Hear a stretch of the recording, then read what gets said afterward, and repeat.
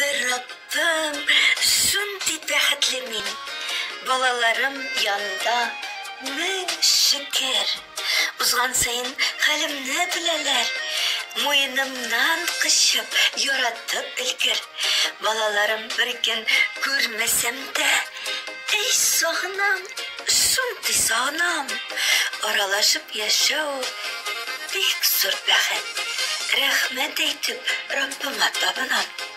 Мин бәхетле, язмыш балаларны үз яныма минем сыйдырган. Шул зур бәхет түгелмени җирдә, бәхет мизгелләрен тойдырган.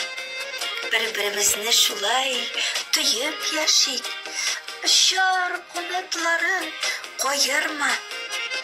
Бәхет шатлык гел янәшә булсын. Раббым, зинһар безне аерма.